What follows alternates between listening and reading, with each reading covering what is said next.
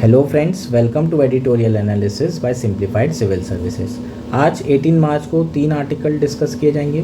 First article जो discuss करेंगे वो है एन इंटेलिजेंट बैलेंस। ये आर्टिकल यूरोपियन यूनियन के आर्टिफिशियल इंटेलिजेंस एक्ट के ऊपर आया है और इसमें किस तरीके से रेगुलेशन किया है आर्टिफिशियल इंटेलिजेंस टेक्नोलॉजी को, उसके बारे में बात करेंगे। बहुत इंपॉर्टेंट ये आर्टिकल है, प्री और मेंस दोनों पर्सपेक्टिव से।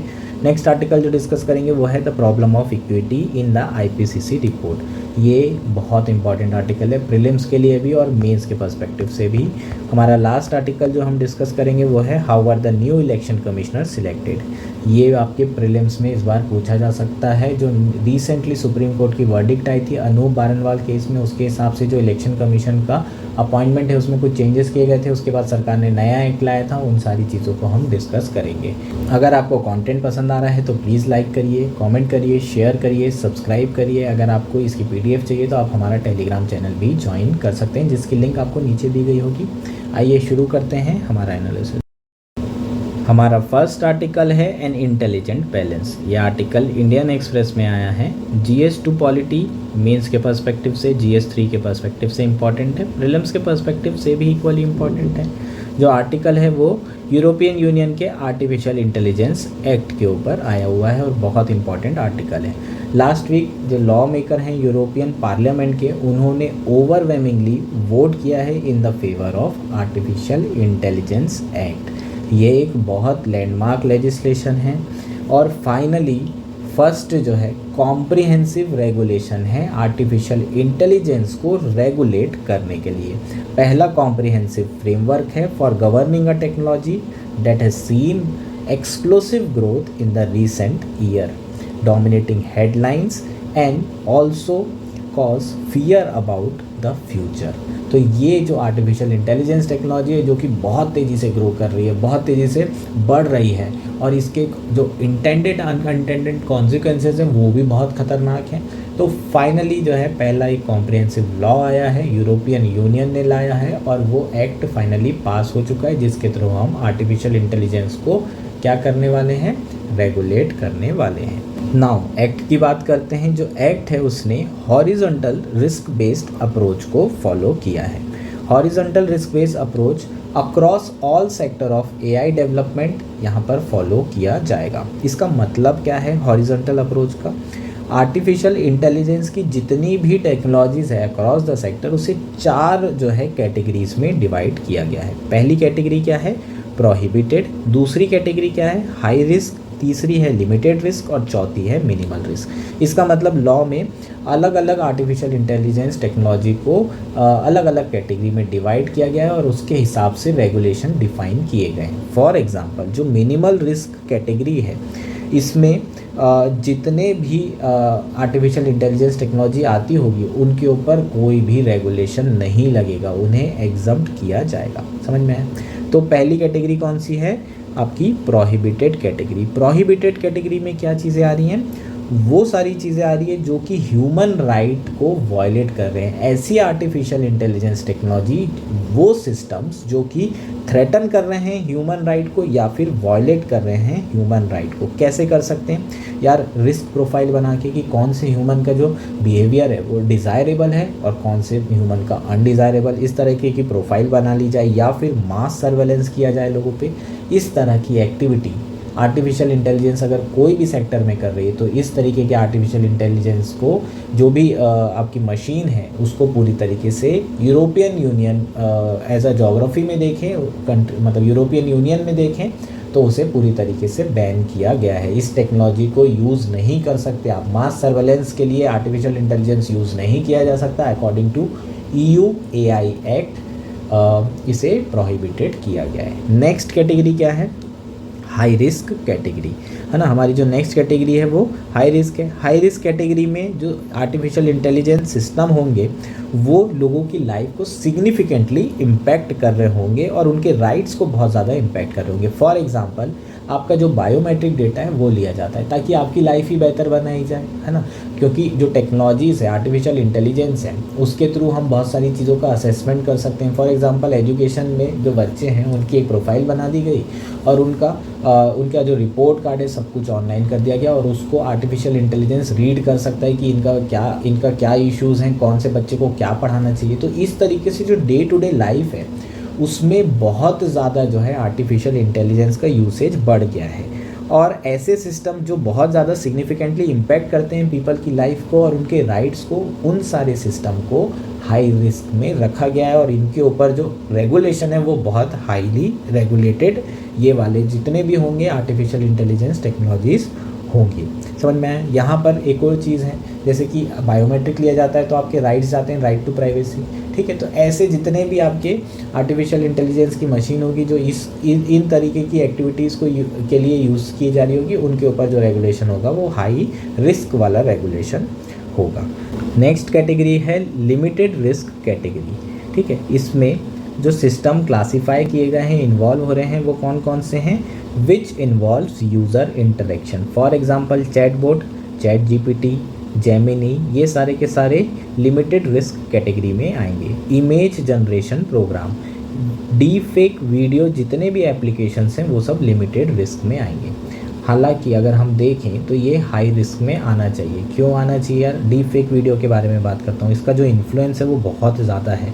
जैसे कि जो चाइल्ड पोर्नोग्राफी है उसको बहुत बढ़ावा दे सकते हैं ये डी फेक वीडियोस, पोर्नोग्राफी को बहुत बढ़ावा दे सकते हैं, लोगों की ज़िंदगी बर्बाद कर सकते हैं, और इनफैक्ट ऐसे वीडियोस वायरल होते हैं तो कई लोग सुसाइड भी कमिट कर सकते हैं। कई महिलाओं के साथ ऐसी चीज़ें हो रही हैं ऑलरेडी। दूसरा अगर देखें तो डी फेक वीडियो का इलेक्ट्रल प्रोसेस में बहुत बड़ा इन्फ्लुएंस रहेगा। स्पेशली अगर 2024 की बात करें तो लगभग 50 ऐसी कंट्री हैं जहां पर इलेक्ट्रल प्रोसेस होने वाली है, इलेक्शंस होने वाले हैं, और इंडिया लार्जेस्ट डेमोक्रेसी है, वहां पर भी अनाउंस हो चुके हैं इलेक्शन।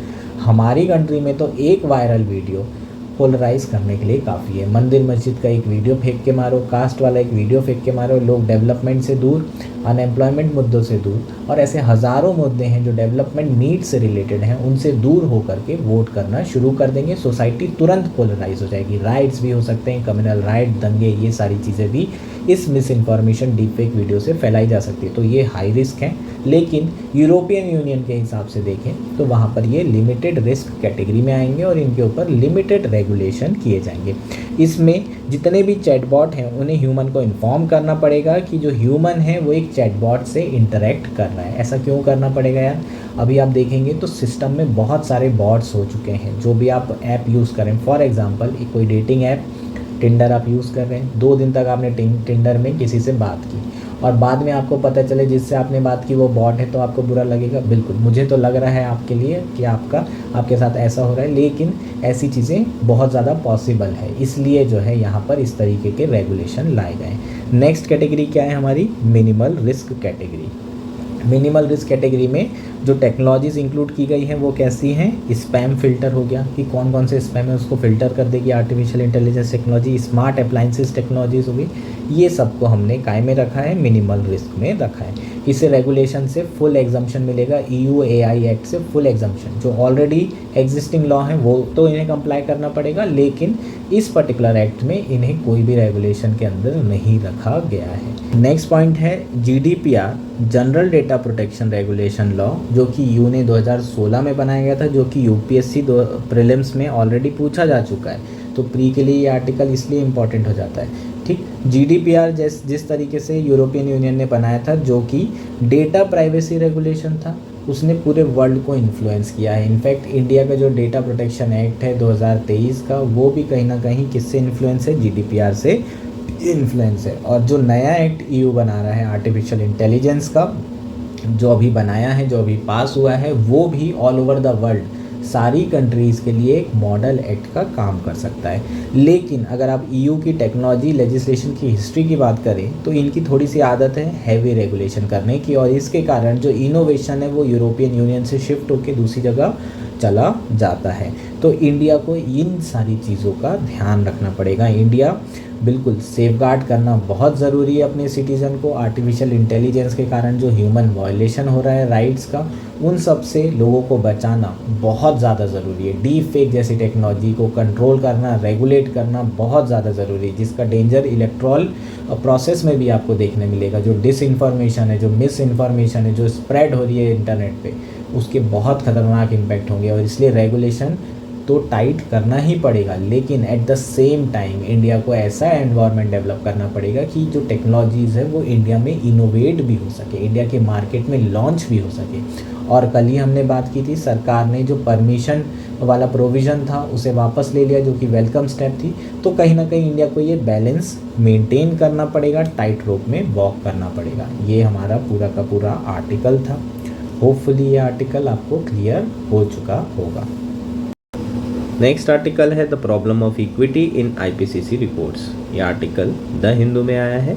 GS3 एनवायरनमेंट मेंस के पर्सपेक्टिव से बहुत इंपॉर्टेंट है, प्रीलिक के पर्सपेक्टिव से भी इक्वली इंपॉर्टेंट है।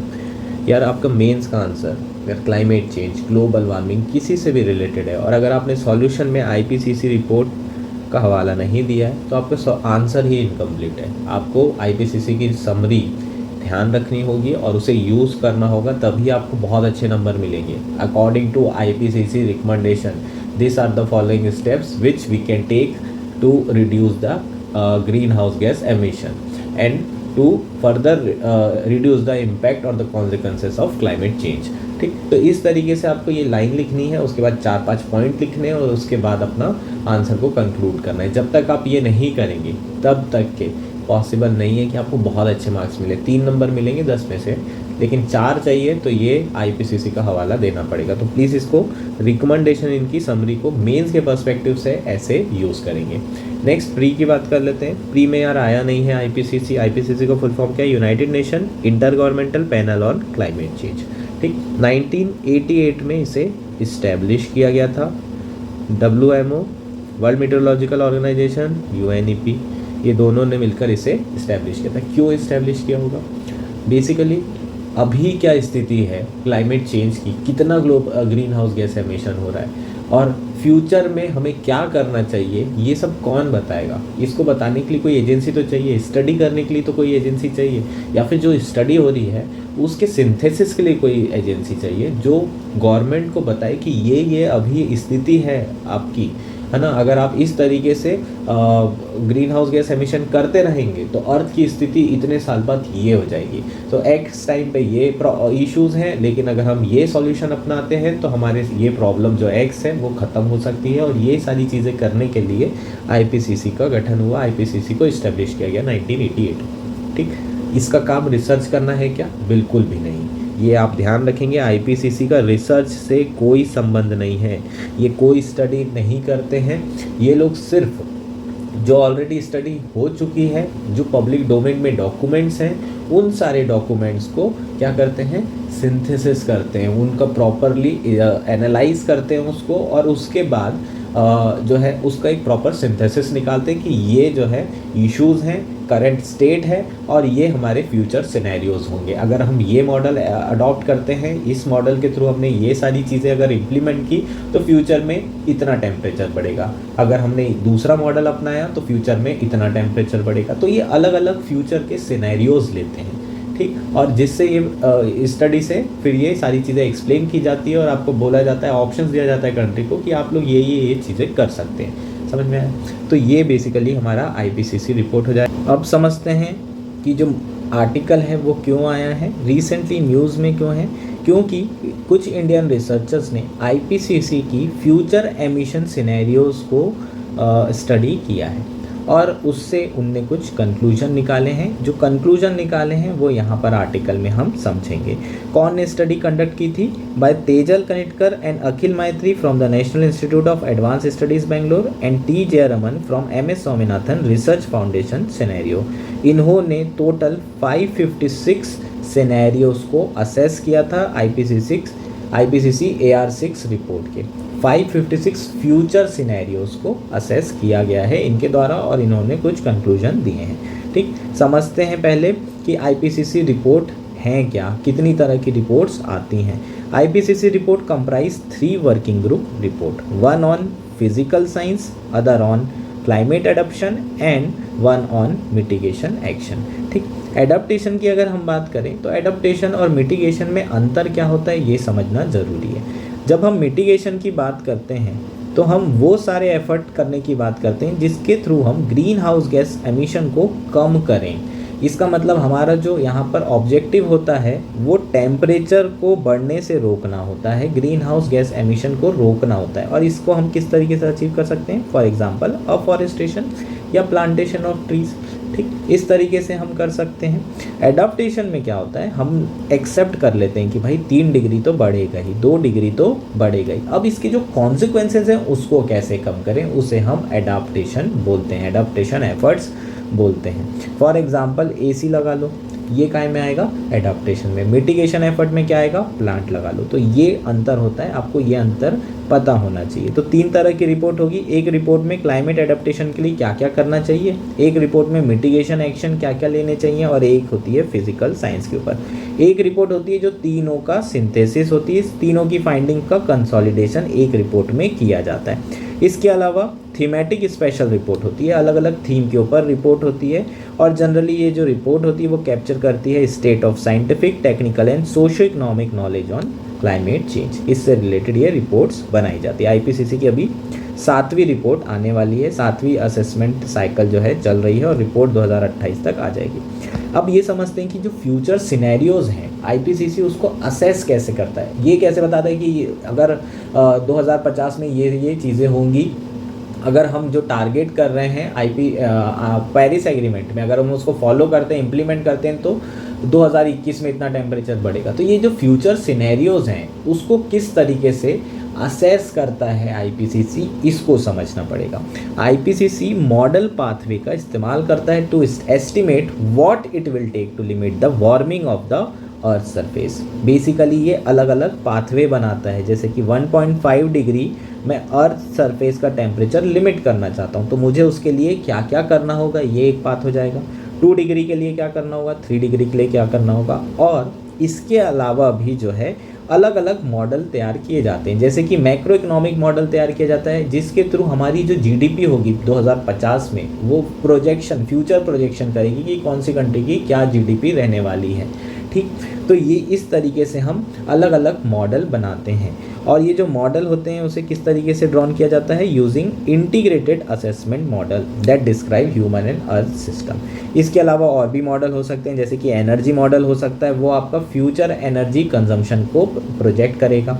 इसके अलावा वेजिटेशन मॉडल होंगे जो एग्जामाइन करेगा कि लैंड यूज चेंजेस कैसे होंगे बाय 2050, बाय 2100, और हमें उसको लैंड यूज चेंजेस के जो इम्पैक्ट हैं उसको कम करने के लिए क्या करना है, ग्रीन हाउस एमिशन जो हो रहा है मीथेन के कारण उसे हम कम करने के लिए क्या कर सकते हैं। तो इस तरीके से अलग अलग सिनेरियोज बनाए जाते हैं, फ्यूचर सिनेरियोज के हिसाब से फिर रिकमेंडेशन दी जाती है। पर इन सिनेरियोज के साथ इशू है, इन मॉडल के साथ कुछ शॉर्टकमिंग्स भी है। शॉर्टकमिंग क्या है, दे प्रायोरिटाइज लीस्ट कॉस्ट असेसमेंट। इसको एक एग्जांपल से समझते हैं। इंडिया में सोलर पावर प्लांट सेटअप करने की जो कॉस्ट होगी वो यूनाइटेड स्टेट से कम होगी। इंडिया में फॉरेस्ट डेवलप करने की कॉस्ट, अफॉरेस्टेशन करने की कॉस्ट यूनाइटेड स्टेट से कम होगी।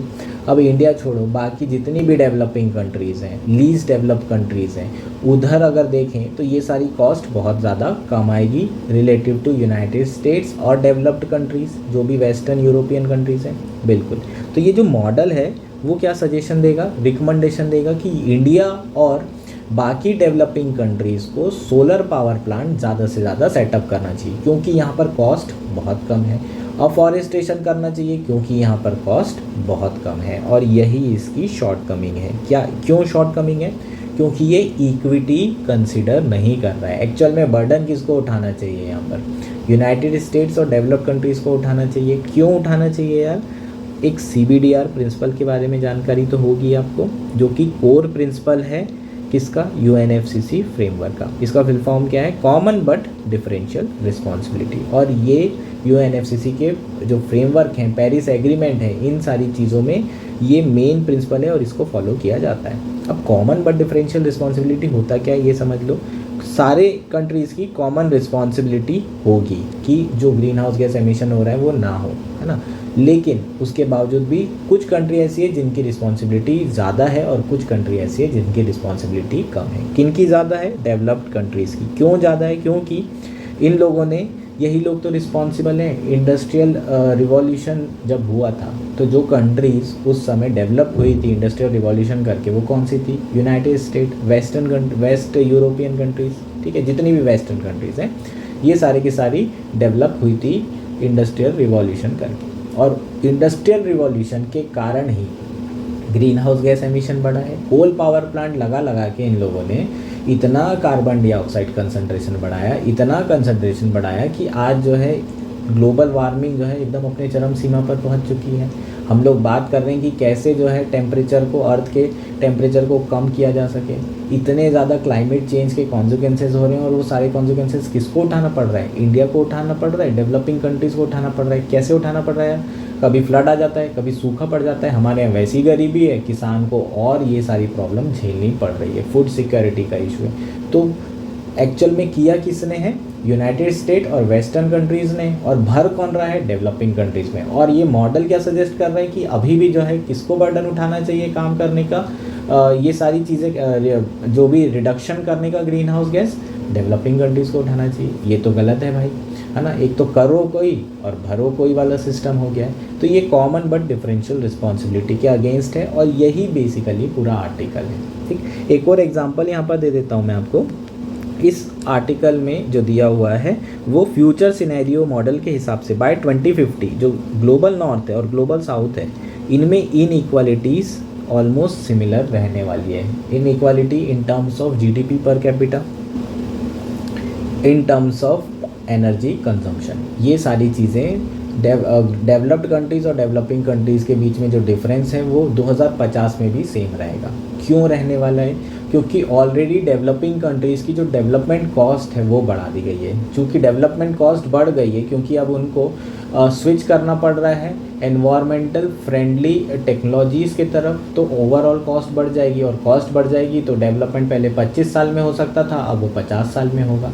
तो 25 साल के बाद भी बाय 2050 अगर ग्लोबल सिनेरियो देखें तो ये मॉडल के हिसाब से जो इनइक्वालिटी है वो अभी भी रहने वाली है। एक्चुअल अगर आइडियल सिनेरियो की हम बात करें तो करना क्या चाहिए? जितनी भी डेवलप्ड कंट्रीज़ हैं उन्हें नेगेटिव एमिशन करना चाहिए और कार्बन बजट डेवलपिंग कंट्रीज़ और लो डेवलपिंग कंट्रीज़ के लिए सेव करना चाहिए, ठीक है। एक्चुअल आइडियल सिनेरियो ये होना चाहिए। पर सारा बर्डन किसके ऊपर डाल दिए इन मॉडल्स में? डेवलपिंग कंट्रीज़ और लो डेवलप्ड कंट्रीज़ में, ठीक। तो ये बेसिकली हमारा पूरा आर्टिकल था। होपफुली ये आर्टिकल आपको समझ में आया होगा। अब आपको समझ में आया प्रॉब्लम ऑफ इक्विटी क्या है आईपीसीसी रिपोर्ट में। नेक्स्ट आर्टिकल है how are the new election commissioner selected. ये आर्टिकल द हिंदू में आया है।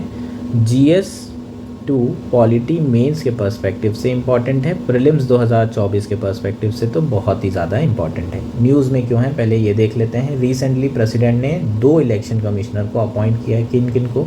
ज्ञानेश कुमार एंड सुखबीर सिंह संधू। इनके नाम आपको ध्यान रखना होगा। UPPSC MPPSC वगैरह में पूछा जा सकता है। दोनों ही रिटायर्ड IAS ऑफिसर हैं और 2 वैकेंसीज थी इलेक्शन कमिश्नर की। टोटल 3 मेंबर होते हैं इलेक्शन कमिश्नर में। एक होता है चीफ इलेक्शन कमिश्नर और जो अदर होते हैं वो इलेक्शन कमिश्नर कहलाते हैं। ऑलरेडी जो है चीफ इलेक्शन कमिश्नर थे, उनका नाम है राजीव कुमार, और 2 लोगों की नियुक्ति हो चुकी है, ज्ञानेश कुमार की और सुखबीर सिंह संधू की। और किन ने अपॉइंट किया? इन्हें प्रेसिडेंट ने अपॉइंट किया है। तो ये ध्यान रखेंगे कि प्रेसिडेंट ही अपॉइंट करता है, प्राइम मिनिस्टर मत बोल देना, है ना। जो 3 मेंबर की कोलिजियम कमेटी बनाई जा रही है वो सिर्फ सजेस्ट करेगी, अपॉइंट फाइनली कौन करेगा? प्रेसिडेंट करेगा, ठीक। तो ये इतना इंपॉर्टेंट क्यों है इनका अपॉइंटमेंट? इसलिए इंपॉर्टेंट है यार क्योंकि फर्स्ट टाइम जो है ये न्यू एक्ट के अंदर अपॉइंट किए जा रहे हैं। कौन सा एक्ट बनाया सरकार ने? Chief election commissioner and other election commissioner appointment condition of service and term of office act. ये एक नया एक्ट 2023 में सरकार ने पास किया। ये जो एक्ट पास किया गया है वो किसके बैकड्रॉप में पास किया गया है? सुप्रीम कोर्ट की एक रूलिंग के बैकड्रॉप में। कौन सा केस था? Anoop Barnwal versus union of India case में सुप्रीम कोर्ट ने एक बहुत बड़ी लैंडमार्क वर्डिक्ट दी थी जिसमें इलेक्शन कमीशन का जो अपॉइंटमेंट है उसको चेंज किया गया था। इनके अपॉइंटमेंट में बहुत बड़ा रिफॉर्म किया गया था। कैसे अपॉइंटमेंट कर दिया जाता था? पहले जो एग्जीक्यूटिव होते थे वो डायरेक्टली सजेस्ट करते थे कि किन्हें अपॉइंट करना है, एग्जीक्यूटिव मतलब सेंट्रल गवर्नमेंट, और फिर प्रेसिडेंट उन्हें अपॉइंट कर देते थे। अब जो है क्या हुआ है, एक सिलेक्शन कमेटी बनाई गई है। अनूप बारनवाल केस के हिसाब से सिलेक्शन कमेटी में 3 मेंबर होंगे, और कौन कौन से मेंबर होंगे, प्राइम मिनिस्टर ऑफ इंडिया, दूसरे लीडर ऑफ अपोजिशन और तीसरे चीफ जस्टिस ऑफ इंडिया। ये 3 मेंबर निर्धारित करेंगे कि चीफ इलेक्शन कमिश्नर कौन होने वाला है, ठीक, सब्जेक्ट टू लॉ। उसके बाद उन्होंने जो जुडिशरी, उन्होंने ये भी कहा था जब तक के लॉ नहीं बना लेती पार्लियामेंट तब तक के ये 3 मेंबर डिसाइड करेंगे, है ना। तो अब यहाँ पर 3 मेंबर में देखें तो सरकार का सिर्फ एक ही है, अपोजिशन का एक है और एक जुडिशरी का है। तो कहीं भी जा सकती है बात, है ना। कोई भी यहाँ पर गवर्नमेंट का से बिल्कुल 1/3 है ना। तो गवर्नमेंट अपने हिसाब से यहाँ पर अपॉइंट नहीं कर सकती। तो ऐसी स्थिति में थोड़ा खतरा तो था, तो तुरंत सरकार ने अपना एक एक्ट बना लिया और उसमें जो कोलिजियम है, जो सिलेक्शन कमेटी है, उसका कंपोजिशन को बदला गया। क्या बदला गया, प्राइम मिनिस्टर मोदी जी, दूसरे union home minister Amit Shah ji, और तीसरे leader of opposition Adhir Ranjan Chowdhury ji, ठीक। ये तीनों को क्या किया गया, कोलिजियम में रखा गया। चीफ जस्टिस ऑफ इंडिया को यहाँ से बाहर कर दिया। अब यहाँ पर देखें तो 2-1 मेजॉरिटी किसकी है, सरकार की है। लेकिन स्टिल ये काफ़ी इफ़ेक्टिव है जो इसके पहले सिस्टम चला रहा था। क्यों इफ़ेक्टिव है यार, 2 रीज़न है। एक तो अगर कंसेंसस बनता है नामों में, है ना, अपोजिशन लीडर भी अगर उनके साथ में, तो बाद में चल के अपोजिशन लीडर ये नहीं बोल सकता कि ये गवर्नमेंट को फेवर कर रहे हैं, क्योंकि वो भी अपॉइंटमेंट प्रोसेस में थे, इंक्लूडेड थे, ठीक। दूसरा, अगर अपोजिशन लीडर ऑफ अपोजिशन सहमत नहीं है नाम से तो वो कुछ डिसेंट नोट देगा, और फ्यूचर में अगर इलेक्शन कमीशन ऐसी कोई भी एक्टिविटी करता है जिससे ऐसा लगे कि वो सरकार को फेवर कर रहा है, तो तुरंत लोग बोल सकते हैं कि देखो हम लोगों ने, लीडर ऑफ अपोजिशन बोल सकता है कि हम लोगों ने मना किया था इस नाम पे, सरकार ने उसके बावजूद भी इसी नाम को सिलेक्ट किया है, और अब ये इसलिए सिलेक्ट किया गया है क्योंकि ये सरकार को फेवर कर रहे हैं। तो इसमें इलेक्शन कमीशन जो कि अपॉइंट होने वाले हैं उनके लिए चिंता बढ़ जाती है। उनके लिए चिंता कैसे बढ़ेगी, अगर डिसेंट नोट किसी का भी होगा, लीडर ऑफ अपोजिशन का ही रहेगा मेनली, तो ऐसे में उनको थोड़ा सतर्क रहना पड़ेगा और अपना ऐसा कोई भी एक्शन नहीं रखना पड़ेगा जिससे ऐसा लगे लोगों को कि सरकार के फेवर में काम कर रहे हैं। तो ऐसे में जो इलेक्शन कमीशंस होंगे वो ज़्यादा जो है बेहतर तरीके से काम करेंगे, डिस्टेंस मेंटेन करेंगे गवर्नमेंट से, ठीक। तो ये मेन जो है कोलिजियम का फ़ायदा होगा, even after the changes made by the government of India in act 2023, ठीक। तो ये जो है बेसिकली आपकी क्या हो गई, इनकी प्रोसेस हो गई सिलेक्शन प्रोसेस। अब एक और चीज़ का ध्यान रखना ज़रूरी है, ये सिलेक्शन जो पैनल है ना, इनके पास कुछ नाम भी तो सजेस्ट करना पड़ेगा ना। ये सजेस्ट कौन करता है, उसके लिए एक शॉर्ट लिस्टिंग कमेटी बनाई गई है, ठीक है, एक पैनल बनाया गया है अकॉर्डिंग टू द एक्ट के हिसाब से। वो जो पैनल होगी वो कौन हेड करेगा, union minister for law and justice, और उसमें 2 और ऑफिशियल्स होंगे जो कि सेक्रेटरी रैंक के होंगे गवर्नमेंट के, ठीक। तो 3 मेंबर जो शॉर्ट लिस्टेड पैनल है वो भी 3 मेंबर होगा, और इसमें 1 मिनिस्टर और 2 ब्यूरोक्रेट्स होंगे। ये 5-6 नाम सजेस्ट करेंगे, और इन 6 नामों पर सजेशन करने के बाद पूरी चर्चा होगी, कोलिजियम जो पैनल है, सिलेक्शन कमेटी है उनमें, और फाइनली यहाँ पर 2 लोगों का अपॉइंटमेंट किया गया है। तो जितने भी अपॉइंटमेंट होंगे वो वैकेंसीज़ के हिसाब से किए जाएंगे। होपफुली ये सारी चीज़ें आप लोगों को पूरी तरीके से क्लियर है, ठीक। ये हमारा आर्टिकल था।